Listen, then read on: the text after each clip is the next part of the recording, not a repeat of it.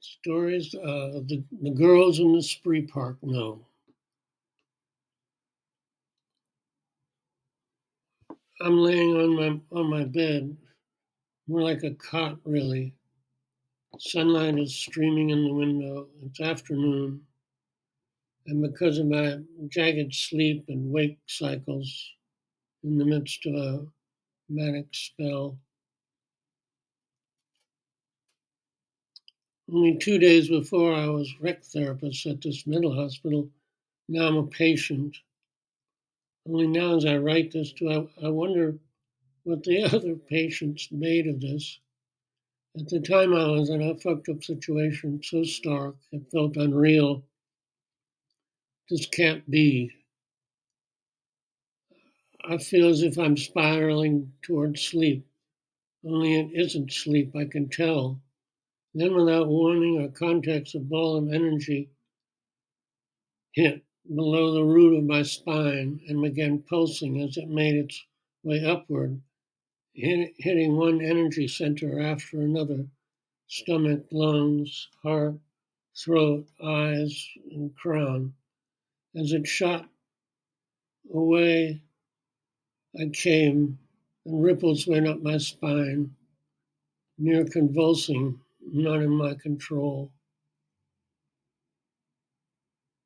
Years later, when Pierre Vilayet said at Sufi summer camp that he pitied people who experienced Kundalini rising suddenly, I associated immediately to the scene on that little cot. I can still see it as if from above.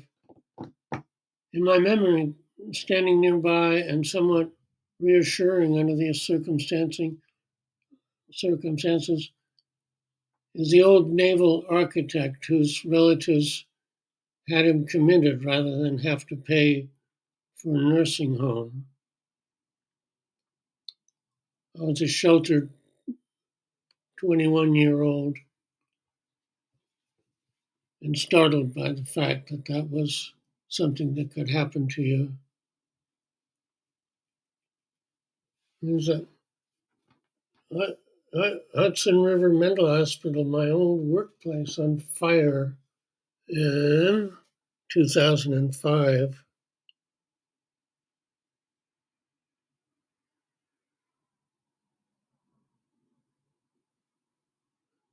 And you sort of wonder how the photographer just happened to be there. Hmm. Anyway, 1969, I decided I had to get a part-time job there as a recreation therapist. We'd burst into we'd, bur- we'd, bur- burst into one of the rec rooms, unstrap some poor old party from her chair, waltz around twice, say what day it was, and exit, all within 2 minutes. Ordinarily, I would go into overload in front of a class in college. I remember Chevy Chase making a surprise appearance at a talk on color because somehow word had gotten out that I was a little intense. I had zeroed in a bit too close on the fact that the red apple is everything but red. Red is the color it repels deep. Huh? His sitting there with his signature sardonic smile didn't go over very well with some of my friends. But even at the time, I appreciated that he saw, as did Robert Lowell when he was in Fane Whitney, that madness is one mind looking at another, and the novel chaos that has erupted. In its way, less awkward than some of the well-intentioned pretense that everything is okay. A nut knows when it is being coddled. I've been up for so many days. Years ago, we still hadn't figured out the dosage of certain things. We must have gotten it wrong. In my case, I was up for a scary number of days, 10, and then if I played piano, I would go up again. This went on for about 2 months. I was worried about burning out my friends and still so high. It didn't matter where I was, I told myself. So I gave in and decided to go with my father when he found me in New York and I'd escaped from a different place. I'm trying to edit here. At least it was to a nice place where they'd stashed Marilyn Monroe, Robert Lowell, and others. It was the summer of the moon landing in Woodstock.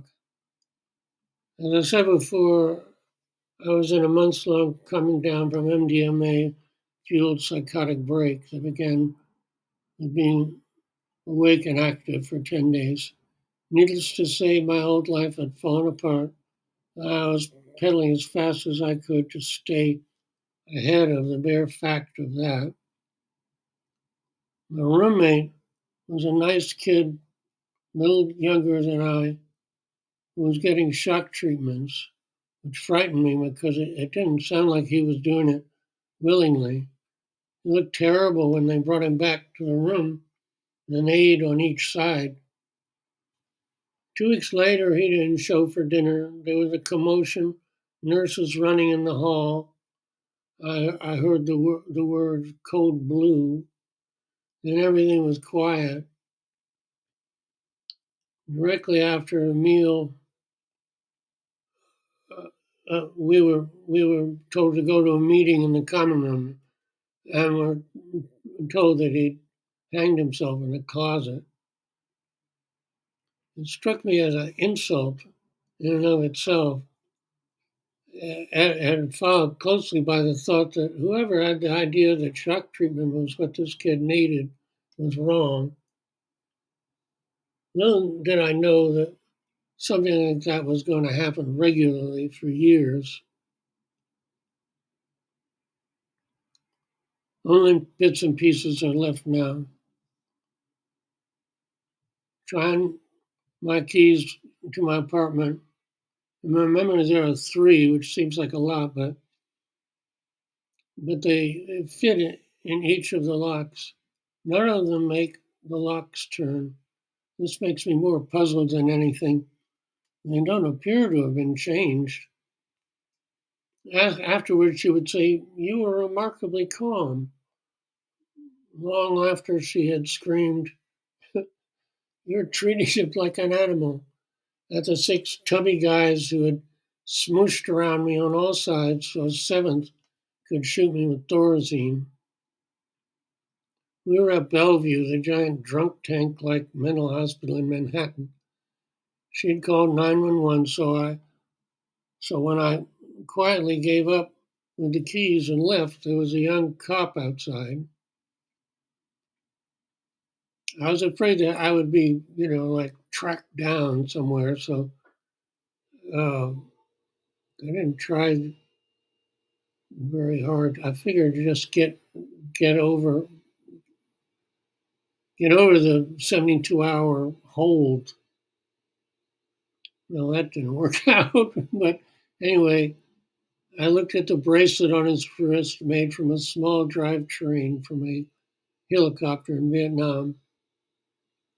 There was a vaguely WPA-looking mural high on the wall.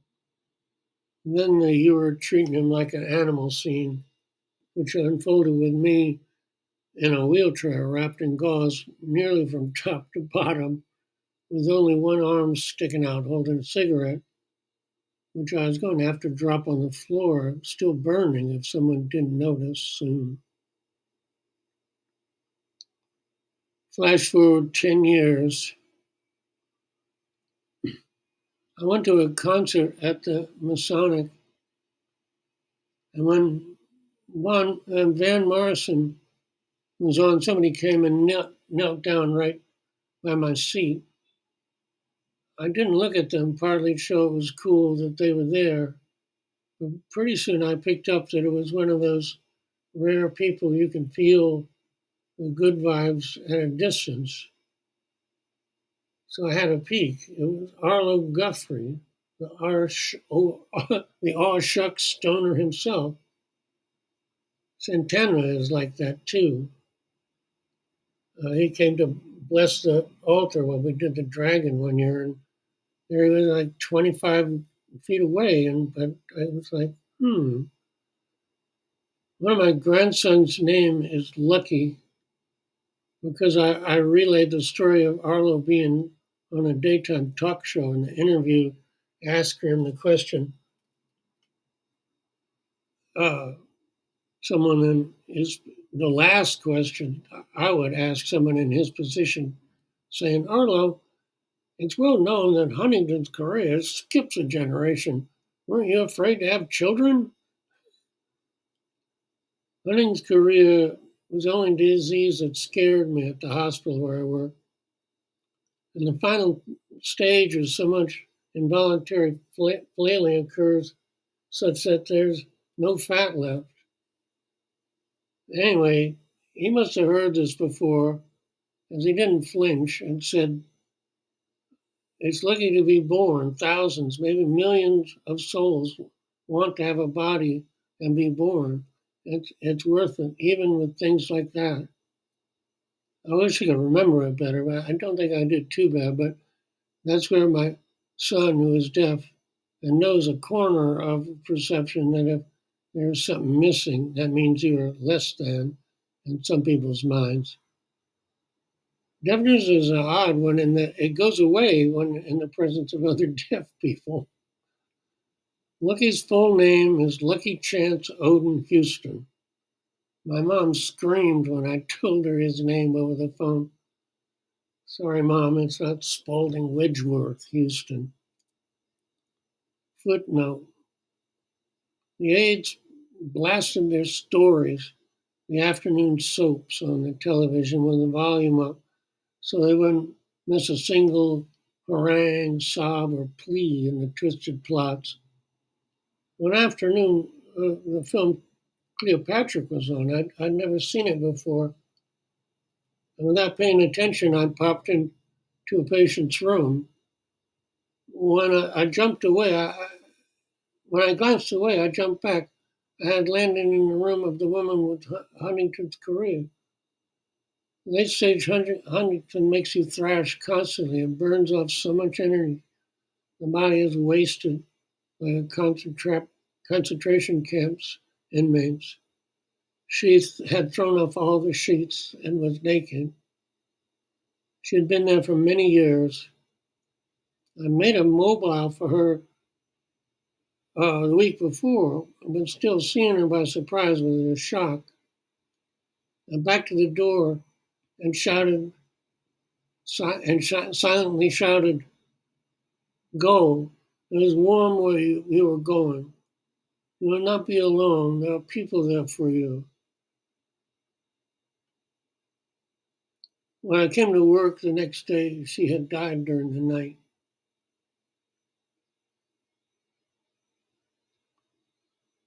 Dying feels like something that is taken care of.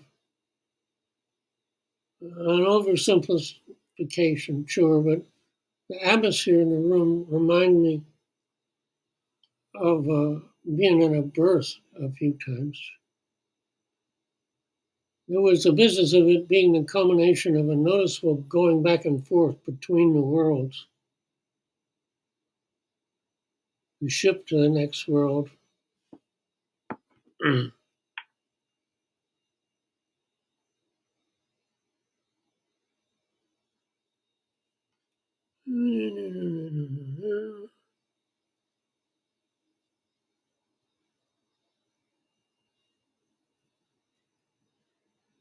Finally saw the Lord of the Rings, The Return of the King, and had a shock of recognition when Gandalf, 4 of the ring bearers and keepers, many elves, and Gandalf's horse are preparing to board the white ship carrying them to the next world.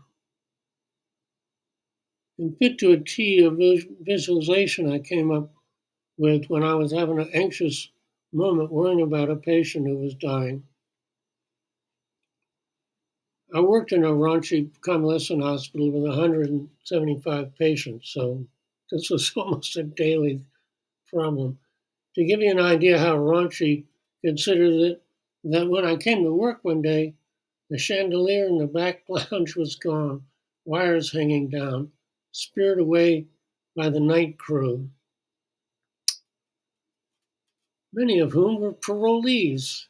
The nice hospital in Berkeley was where I first started using the visualization of the boat to track where one of the old parties was on their journey to the next world. Often there was a progression over 2 weeks or so in which they appeared to go back and forth, making preparation. I'd go into a room and it would feel as if no one was there. Then there would be movement under the sheets, and whoever it was would reappear, turn up the rheostat of their presence for a moment, and then they were off again. I remember one woman who they put in a chair with a tray that snapped on the arrangement, throne like. She had a faintly beatific 1,000-yard stare, and you could be mistaken to think not a thought in her head. But if you got near and down low, you could feel little packets of blissful energy coming in a fountain effect, with occasional droplet landing on you with a ping. I would go at the end of every day to tune in, kneeling in front of her. Her demeanor never changed. So much for the thought of that it is necessarily useless to be, quote, out of it.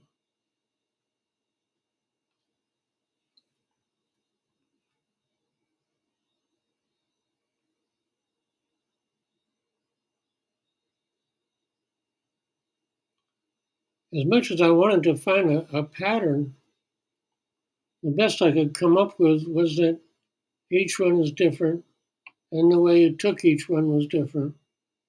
People you'd hardly interact with hit hard. People you were friends with left you happy for them. Some caused awe with their awareness of their departure, and so on. The visualization gave a bit of structure, though.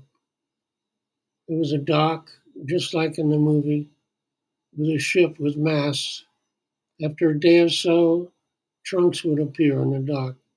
A few little things, a pile, then a gangplank, getting nearer, leaving time. After that, sails, and off they went.